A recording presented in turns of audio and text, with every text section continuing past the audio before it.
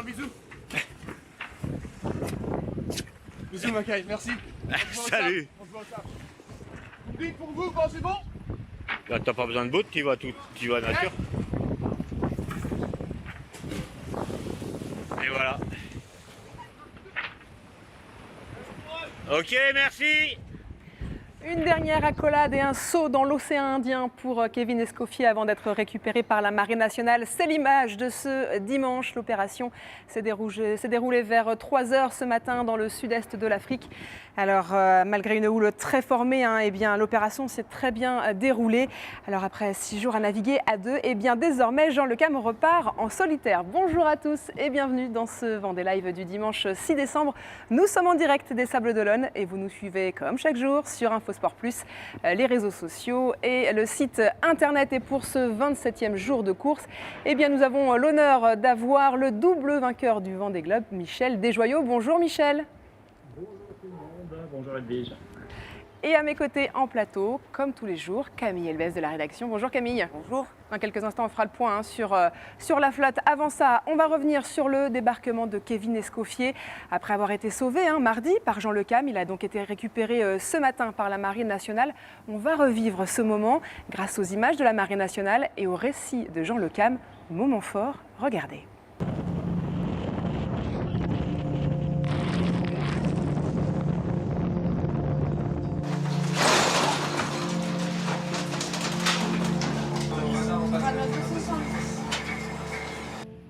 Voilà Kevin qui enfile sa TPS pour se mettre à l'eau. Donc voilà, il est arrivé comme ça, il repart comme ça. Imoca Hubert, des news. Je vous confirme un contact visuel. Voilà le F732, le Nevos. Contrôleur vous laissant sur mon tribord pour mettre une embarcation à l'eau. À droite 10. À droite 10.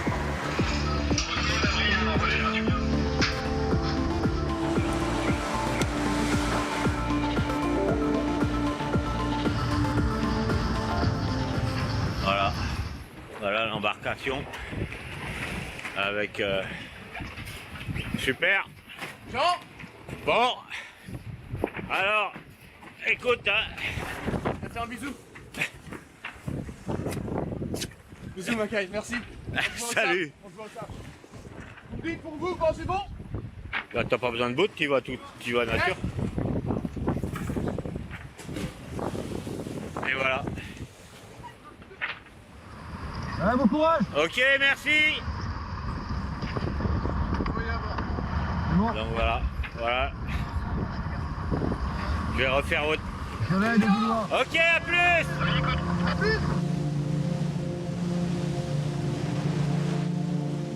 Et voilà, je me revoilà tout seul. Alors une fois avec tout seul, après en double et après encore tout seul. Donc voilà, là en vert, là, le petit point vert, c'est le French Warship. Et juste à côté, c'est Hubert en rouge. Clac, clac, clac. Bon, voilà. Un peu triste, mais c'est comme ça.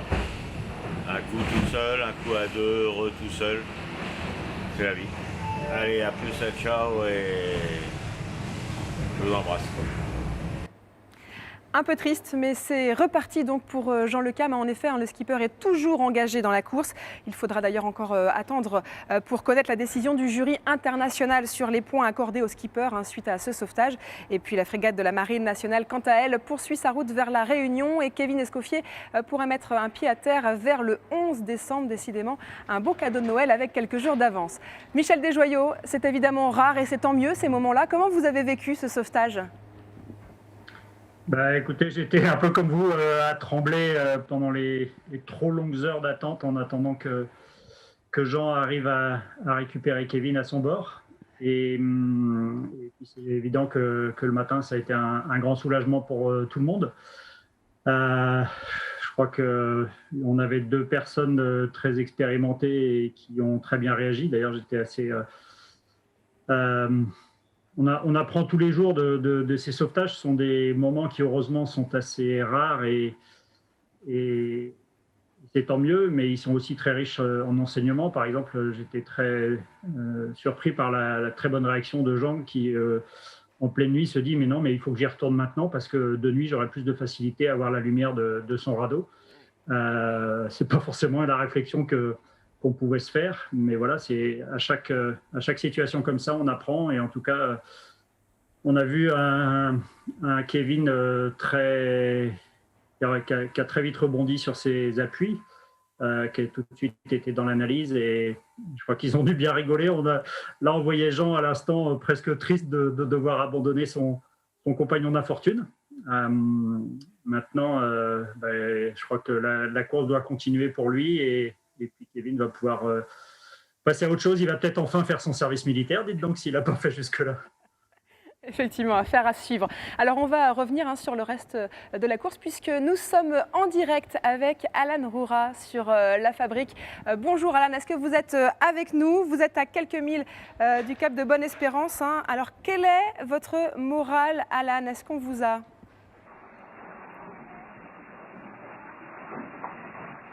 Oui, écoutez, bonjour à toutes et à tous. Effectivement, là, je suis à un peu moins de 20 000 du cap de Bonne-Espérance. Alors bon, 20 000 à 4 nœuds, ça peut être très très long, pas mal de malchance, depuis le départ, clairement, au niveau météo, c'est dur à accepter, donc le moral, il y a des jours avec, il y a des jours sans, mais bon, j'essaie de me battre, de continuer à être en course et de foncer pour recoller un maximum la flotte, même si ça risque d'être un peu compliqué. Alors, on vous a vu depuis quelques jours jouer des coudes avec Stéphane Le Dérison. On va justement revoir une vidéo où vous étiez en direct avec lui à la VHS. On va regarder ça et on vous retrouve après. Comment tu vas, Stéphane?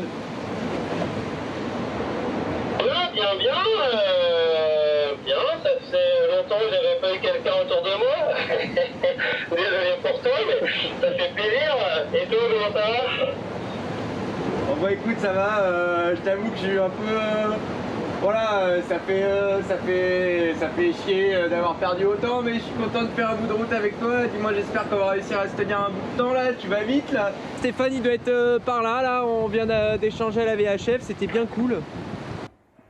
Effectivement, c'est bien cool d'avoir un voisin de voyage.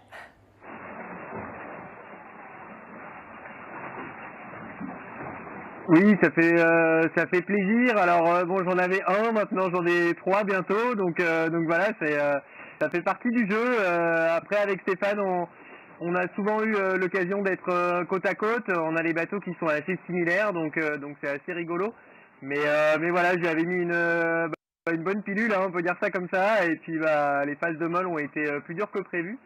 Mais bon, on a tous eu nos lots de galères et je suis content, surtout que les conditions météo devant nous sont pas forcément simples à gérer. Donc d'être une petite flotte, voilà, en cas de gros pépin, ça peut être intéressant pour la suite. Camille, vous avez une question pour Alan? Oui, bonjour Alan. La nuit a été difficile pour tout votre groupe. Quand pensez-vous sortir de ce marasme?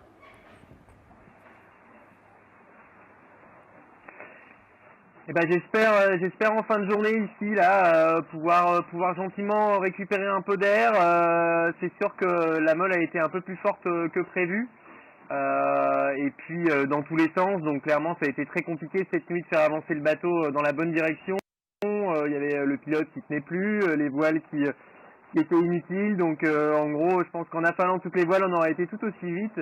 Donc voilà, dans quelques heures, normalement, le vent devrait basculer gentiment. Là, pour le moment, je suis ancré dans 2-3 nœuds de vent, donc c'est très très dur à faire avancer le bateau. Et puis en fin de journée, ça devrait tourner au vent de travers gentiment, avec un 8 nœuds, 10 nœuds qui va commencer à sortir gentiment dans les heures. Alan, on a Michel Desjoyaux avec nous en direct. Michel, est-ce que vous souhaitez peut-être dire un mot à Alan? Oui, salut Alan. Écoute, te voilà à nouveau dans les mers du Sud, mais visiblement avec des conditions quand même bien contrastées avec ce que vous aviez vécu il y a 4 ans. Est-ce que tu espères avoir beaucoup trop de vent ou est-ce que tu te contentes de pas beaucoup pour le moment et recharger tes batteries avant d'attaquer les moments plus durs certainement?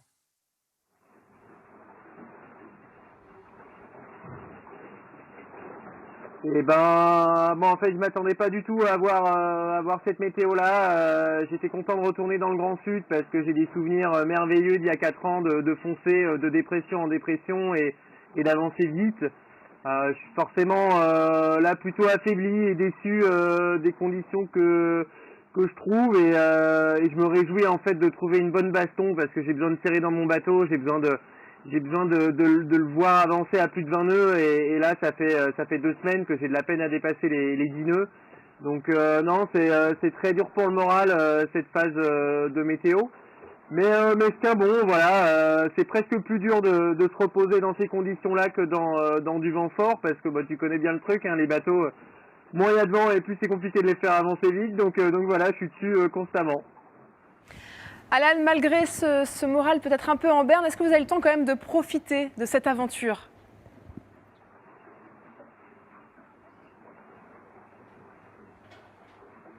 Est-ce que, pardon, vous pouvez répéter? Est-ce que vous avez le temps de profiter de l'aventure?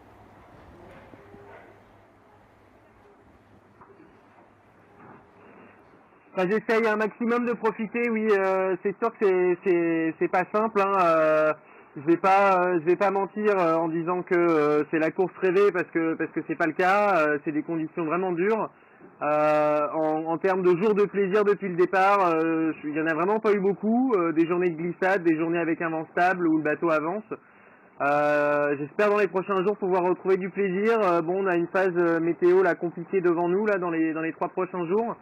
Et j'espère derrière enfin pouvoir vraiment prendre du plaisir et profiter du Vendée Globe parce que là c'est une punition. J'ai l'impression d'avoir fait une bêtise et qu'on n'arrête pas de me punir pour cette bêtise. Alors je comprends pas trop pourquoi. Non, il n'y a pas de bêtise, vraiment pas. Une dernière question de Camille. Oui, Alan, est-ce que vous surveillez actuellement la dépression là, qui est en train de se former au niveau de Port-Elisabeth et qui pourrait vous toucher dans quelques jours si elle se déplace vers le sud?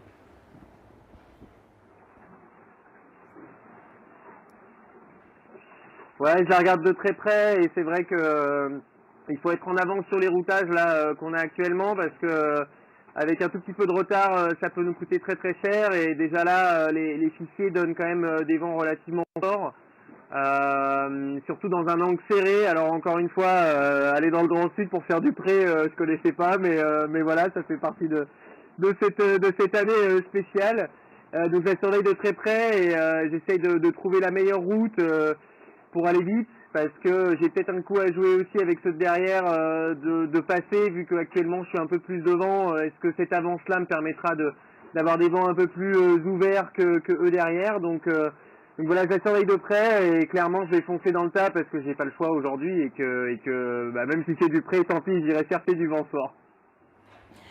Merci beaucoup Alan, c'est sympa de vous voir quand même sourire malgré un moral un peu compliqué pour vous. Merci d'avoir été avec nous en direct sur ce Vendée Live et prenez soin de vous Alan.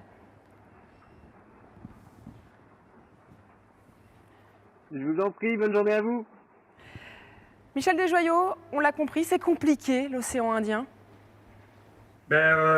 L'océan Indien n'est pas vraiment dans les dispositions qu'on avait l'habitude de voir les années précédentes. Alors c'est sûr que la zone de glace très très haute contraint les bateaux à naviguer dans des vents moins forts, ce qui est plutôt sympa, mais tellement moins fort qu'ils se retrouvent englués dans l'anticyclone qui est, lui, pour le coup, anormalement sud, l'anticyclone de Sainte-Hélène, en tout cas l'anticyclone de l'Atlantique Sud. Et alors ça a un côté plutôt sympa parce que c'est calme, on ne se fait pas trop secouer, mais ça a un côté très embêtant, notamment pour le groupe autour de Alan, c'est ce qu'il disait, dans des vents très très faibles. Je regardais la progression de cette nuit à 2-3 nœuds, donc ce n'est pas vraiment l'océan Indien auquel il pouvait s'attendre. Par contre, sur l'avant de la flotte, ils sont vraiment dans les conditions de l'océan Indien, avec des vents assez soutenus, même si là, ça s'est un petit peu calmé. Mais surtout, ce qu'ils disent tous, et qui ne m'étonne pas, c'est une mer totalement désordonnée, chaotique, et qui empêche vraiment les bateaux de glisser, avec ou sans foil d'ailleurs. Et on se retrouve avec des progressions qui sont étonnamment lentes, autour de 70% des performances théoriques. Tout ça parce que ça glisse pas, quoi. Ça se coud dans tous les sens et clairement c'est un peu ça l'océan Indien, en tout cas c'est les souvenirs que j'en ai. Et finalement, malgré toutes ces difficultés, eh bien, nos skippers ont le temps quand même de nous envoyer des images. C'est la story du large proposée par Frédéric Olivier. Regardez. Alors voilà, la petite mission du matin sur le groupe Apicil, ça va être de recoller le joint, là, caoutchouc du capot de sous ta voile. Parce que sinon, j'embarque 150 litres d'eau tous les jours et j'en ai un peu marre de faire le shadok. J'ai globalement tout ce qui peut tomber comme en nuit, tout ce qui peut tomber en panne est tombé en panne. On a pas mal d'oiseaux qui nous suivent, notamment ce matin un albatros que j'ai pris en photo. Toujours un moment magique.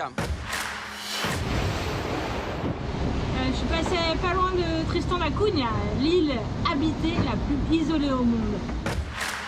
Donc ça fait 24 heures que c'est la bagarre pour tout remettre en marche.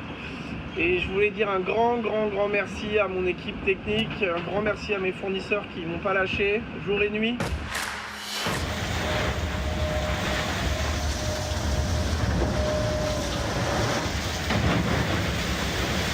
Pas évident de les rattraper. Voilà. Donc, on fait au mieux. Essayons de ménager la machine quand même. Allez, bonne journée. Camille, c'est le moment de faire un point sur les dernières et les prochaines 24 heures. Alors, on commence comme chaque jour avec la carto. Oui, il s'en est passé des choses, Edwige, ces dernières 24 heures avec les arrivées de Sam Davis, de Sébastien Simon, qui ont rejoint Alex Thompson dans leur dernière escale de Cape Town en Afrique du Sud. Alors, nul doute que ces trois ont dû se consoler hier soir devant un bon steak et une bonne bière. Voilà, à l'arrière, on voit donc le groupe, justement, Roura, Le Diraison, de Tripon et Boissière qui ont filé tout droit dans les hautes pressions, dans les calmes. Ils ont passé toute la nuit vraiment scotchés à des vitesses de 2-3 nœuds. Devant eux, bonne nouvelle pour Clarisse Kremer et Romain Attanasio qui ont retouché un peu de vent. Et puis le fait de la matinée, on l'a dit, eh bien, c'est la récupération de Kevin Escoffier par la frégate de la Marine nationale, le Nivose, ici à 350 000 dans le nord des îles Crozet. Alors après 5 jours de navigation en double, Jean Le Cam est à nouveau conforme aux règles du Vendée Globe. Il est en solitaire. Jean Le Cam qui peut reprendre sa route au sein donc, de ce groupe d'échappés qui cavale sur le dos de la dépression. Alors on va jeter un œil sur ce tandem Damien Seguin et Yannick Bestaven, 4e et 5e, qui semblent partis pour un véritable speed test bord à bord. Et puis dans le sud, Louis Burton qui nous révélait donc ce matin qu'il était totalement cramé. Il a passé 24 heures à résoudre de multiples problèmes techniques et même à songer à abandonner. Tout le monde donc a commencé à empanner dans cette dépression parce que le vent est en train de basculer. Il a basculé à l'ouest. Tout le monde donc dans le sillage de Charlie Dalin, toujours leader avec environ 200 000 d'avance sur ses poursuivants. Alors même si on a compris qui était le premier, c'est quoi le classement? Alors le classement, eh bien pas grand-chose de nouveau au classement à l'aube de ce 28e jour de course, si ce n'est voilà, que Charlie Dalin a pas mal ralenti. On ne le voit pas ici puisqu'on n'a pas les vitesses, hein, mais on l'a sur nos classements qui nous sont envoyés régulièrement. On va expliquer pourquoi peut-être tout à l'heure. En deuxième partie de classement, eh bien, on surveille notamment Alan Roura, Stéphane Le Diraison, Ramel Tripon et Arnaud Boissière, voir si ça redécolle un petit peu. Tout à l'heure, Alan Roura nous parlait peut-être de la fin de la journée. Et enfin, sur le troisième tableau, eh bien, écoutez, c'est une Méditerranéenne qui mène ce groupe de chasse, notamment Alexia Barrier, qui touche pas mal de vent en ce moment et qui est la première un peu à redémarrer dans la dépression qui va les emmener vers le cap de Bonne-Espérance. Et alors, au niveau de la météo? Alors, la météo pour les 24 prochaines heures. Voilà, la météo. Eh bien, la météo, voilà, attaquer ou esquiver, telles sont les deux possibilités aujourd'hui qui s'offrent à Charlie Dalin face à cette méchante dépression qui se forme sur la route des leaders au nord des Kerguelen. Ces deux options qui sont montrées ici par l'animation que nous a fournie Christian Dumar. La première option donc, consisterait à aller vite. Voilà, pour tenter de passer à l'avant du front, ce serait un choix très osé, mais très payant. La seconde consisterait au contraire à temporiser et à ralentir pour laisser passer ce front et rester à l'arrière. On voit, pour éviter de passer dans cette zone de vent extrêmement fort, avec aussi des houles qui peuvent atteindre les 7 mètres. Et aujourd'hui, on pense que Charlie Dalin a quand même pris cette deuxième option, l'option de la raison et de la prudence. Il a pas mal ralenti. On verra ça dans les prochaines heures. Et puis sur la deuxième animation, bien écoutez, on va essayer de prendre un peu d'altitude aujourd'hui pour vous donner une idée de la physionomie du Grand Sud. Donc cette succession de dépressions et de haute pression qui s'emboîtent les unes dans les autres, un peu comme les roues d'un engrenage et qui circulent librement d'ouest en est, donc autour de l'Antarctique. Rien n'arrête la circulation giratoire en fait, autour de ce continent glacé de 14 millions de kilomètres carrés, tout simplement parce qu'il n'y a aucune terre pour faire obstacle. Ces dépressions qu'on voit ici en orange et en rouge, synonymes de vent fort, et ces hautes pressions en vert et en bleu, synonymes de vent faible, tout ça, ça se déplace à des vitesses assez élevées, autour de 25 nœuds. Les IMOCA, aujourd'hui, sont presque aussi rapides, ce qui leur permet en fait de garder très longtemps, de surfer très longtemps sur une même dépression. C'est le cas aujourd'hui pour les leaders. Et Michel Desjoyaux, heureusement, le Vendée Globe fait passer toute la flotte à une époque de l'année qui n'est pas trop dangereuse. On est dans le printemps austral, ce serait une autre affaire si on se retrouvait un peu plus tard dans la saison. Oui, bien sûr. Et en plus, c'est sympa parce qu'il n'y a que quelques heures de nuit seulement. Je ne sais pas ce que ça donnerait si on était en plein hiver austral. Je crois que ce ne serait pas très, très drôle en fait. Ce serait sûrement, peut-être que ça conviendrait très bien à Alan Roura, mais je ne suis pas sûr que ce ferait le bonheur de tous les compétiteurs en fait. Michel Desjoyaux, puisque vous êtes avec nous, on va forcément revenir sur ces 2 magnifiques victoires dans le Vendée Globe. Alors, expliquez-nous, est-ce que vous avez encore ces souvenirs des émotions ou finalement ça passe avec le temps? Ça fait 20 ans. Ça passe avec le temps, sauf quand il y a un Vendée Globe qui se fait, et là on se dit oh là là, qu'est-ce que c'était top. C'est sûr que moi j'ai adoré mes 2 participations, pas tant le résultat, mais plus le plaisir d'être en mer, la chance de pouvoir décider tout soi-même, tout seul, et que pour soi, c'est un côté très égoïste. C'est sûr que quand on y arrive, c'est assez génial. La 2e édition était encore plus extraordinaire parce qu'il y avait un plateau incroyable sur l'ensemble de la flotte, 18 bateaux neufs, c'était juste un truc de dingue. Et ce qui se passe aujourd'hui me fait encore parfois des frissons, a fortiori quand vous me montrez ces images-là. Là, c'est pas gentil, vous n'êtes pas gentil avec mon petit cœur. Et on le rappelle. On a tous hâte de voir, et d'ailleurs de pouvoir en profiter, parce que le départ, c'était un peu frustrant, sans personne sur les quais. On a tous hâte de voir le premier, mais tous seront, comme à chaque fois, honorés comme il se doit à l'entrée dans le chenal, jusqu'au dernier. Alors, on le rappelle, vous avez donc gagné 2 Vendée Globe en 2000 et 2008. C'est finalement laquelle des victoires qui vous a le plus marqué? Je prends tout. Les deux étaient extraordinaires. C'est sûr que je pense que j'étais plus accompli, et puis il y a eu un scénario absolument improbable sur le deuxième, puisque après mon problème technique, je suis reparti. Alors j'ai eu beaucoup plus de chance que Jérémy Bayou, parce que moi je suis reparti au bout de seulement 40 heures, donc les autres, la tête de la course était juste à la pointe d'Espagne, c'était à portée de fusil. J'ai d'ailleurs beaucoup d'admiration pour ce que fait Jérémy, parce que retrouver de la motivation en repartant presque 10 jours après, c'est assez incroyable. Et en plus, il n'est pas très très bien servi. Donc je mesure assez bien ce qu'il vit en ce moment, et c'est sûr que ça fait chaud au cœur de le voir, et de voir d'ailleurs tous les autres se battre aussi, parce que le Vendée Globe, c'est dur. Même quand ça se passe bien, c'est déjà très dur. Donc en plus, on a des soucis. Faut tenir la cadence en fait. C'est un peu ça la difficulté. On va revenir sur le reste de la flotte, et notamment Benjamin Dutreux. Camille, vous l'avez eu ce matin à la vacation. On va le rappeler, Camille, vous n'êtes pas que là pour le Vendée Live. Vous êtes à la rédaction, donc vous contactez les skippers le matin. Et donc ce matin, vous avez échangé avec Benjamin Dutreux. On l'écoute. Et est-ce que là, c'est reparti ? Écoute, là, ça repart, ouais. Ça repart doucement. Et du coup j'ai réhissé toutes les voiles, et maintenant, il faut que je rebaisse tout, parce que maintenant, c'est le front qui va arriver. Donc, et là, j'ai de nouveau 18 nœuds, donc il faut que je reprenne un riz, puis un deuxième, et puis sûrement un troisième, et pareil pour les voiles d'avant. Donc, j'ai du boulot maintenant avant d'attaquer le front, qui va être un peu solide à venir. Est-ce que tu es content quand même d'être dans ce groupe-là, des 11 échappés de l'océan Indien ? Ouais, carrément, je suis super content. C'est génial d'être dans ce groupe. Donc écoute, je m'accroche pour y rester au max, et essayer de m'accrocher au groupe de 8-9 là, avec lequel je suis. Donc j'essaie de m'accrocher. Michel, une dernière question très rapide, une question d'internaute, mais finalement que tout le monde se pose.